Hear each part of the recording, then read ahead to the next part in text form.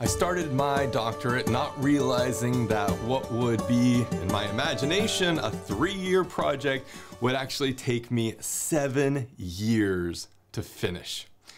About halfway through my project, I realized that if I didn't set up a very diligent work habit or work ethic, that I would probably never finish what I had started. I would probably never finish that doctorate. And in that experience, my career would be pretty well over before it ever started. As an academic, you kind of need that credential in order to continue to progress in your career. So in my doctorate, it was a very different experience than you might have had with a bachelor's degree or a master's degree, or even in high school. Imagine your first day of class without any teachers, without courses of any kind, without any kind of assignments, or without tests. Maybe not having tests is a good thing for you. Not the traditional structure of an educational environment, but a completely unstructured and in some ways free way of working. I was sitting in my office in the first days of my doctorate, and I kind of thought that my doctorate will more or less be like my master's degree. I'll take a few courses and, eventually I'll pass those classes and do my research projects, and then I'll be done. That'll be it. It was only until I realized later on that the path that I was going down was not nearly as clear as I had imagined. Finding a topic just from the start was fairly easy, but finding a specific doctoral program that fit with that topic was incredibly challenging. And that's because the topic that I was researching, this issue of universal design and technology, it doesn't fit perfectly well in any specific discipline. It's what we call an interdisciplinary research topic. And because of that, it can be very, very challenging to kind of find a scientific home for it, because every scientific home looks at it as being an other. So sociology looks at universal design and says, but this is more of a computer science topic. And then computer science looks at universal design and says, no, this is more of a anthropology or psychology topic, and on and on and on. And it becomes very, very challenging to find a doctoral program that will accept a topic that transcends a number of different disciplines. And this is due mainly because of the way our academic programs are structured, the way academic institutions are structured. So I knew that I wasn't gonna wait until I found a program before I started my work. I'm just impatient like that. I wanted to get started straight away. So rather than waiting until I found a program and then taking all my classes and getting started with my research, I just went ahead and started my research. I started doing data collection. So I had a bit of a travel budget. I flew to the UK, did a whole bunch of data collection there. I flew to the US, did a whole bunch of data collection there, spent some time running around Norway and doing my data collection there. And I really wanted to stop this feeling of waiting to find the best possible program that I could fit in, and I really wanted to turn that into some kind of tangible action that results in a product. So as the years went by, I was sitting at home one day and reflecting on my job situation, because I was here in Oslo for a 3-year contract, and the end of my contract was approaching, so my job security was tenuous at best. And this was also tied into my residency here in Oslo. So if I hadn't found work after that contract, I would have had to leave Oslo and go back to the United States. So it was a feeling of insecurity where at the beginning of my contract, I felt like I knew what I was doing and I was able to do that. Towards the end of my contract, things became riskier and riskier.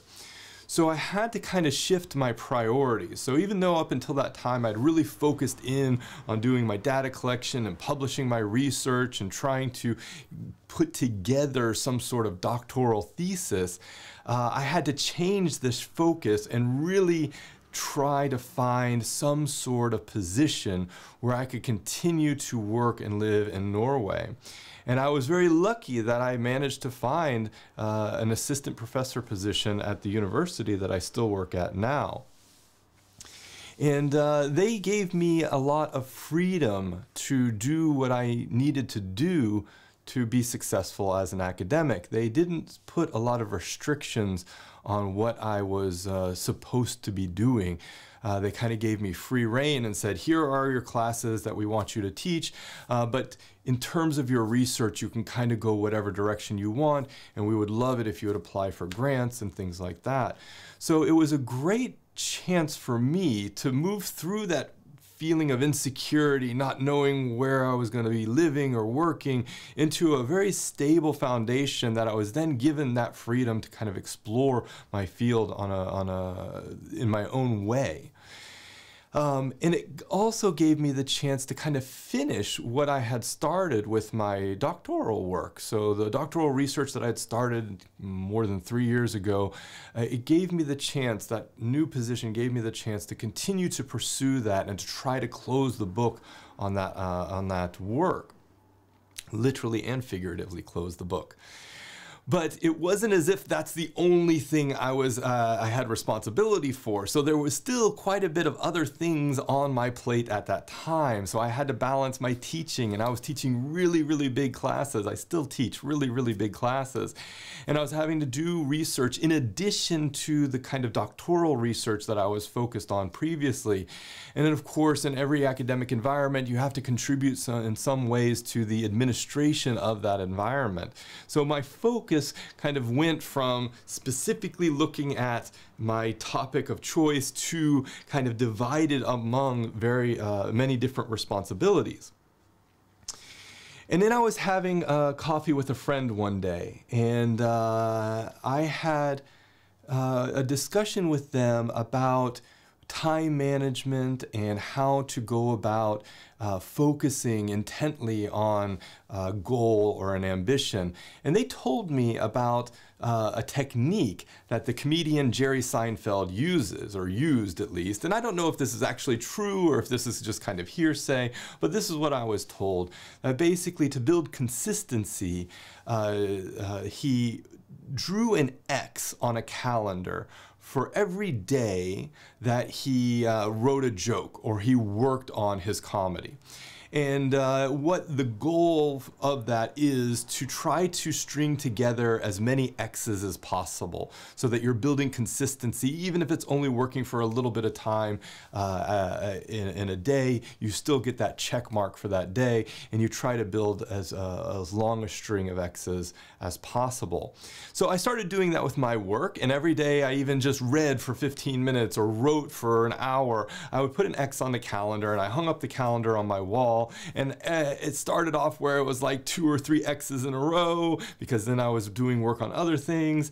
And then I realized that, well, if I just kind of rearrange my schedule a little bit, that I can get 4 X's in a row. And then I was able to get 5 and then 6.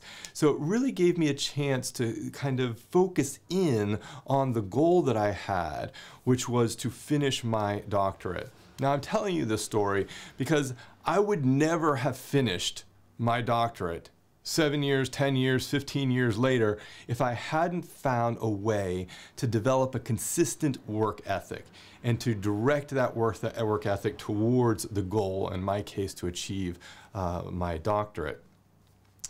And the takeaway is that establishing good habits can really enable you to consistently work towards your goals. So if you have an ambition, using a technique like the one I described can really give you the impetus to kind of set up a more regular schedule. Now, you don't have to go overboard with it.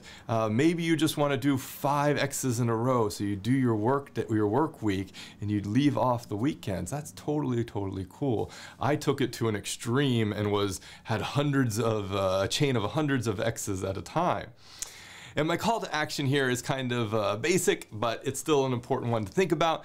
And that's just to take stock. Take stock in your life. How can you create some sort of system of rewards that help you pursue your goal and your objectives a little bit by little bit every day?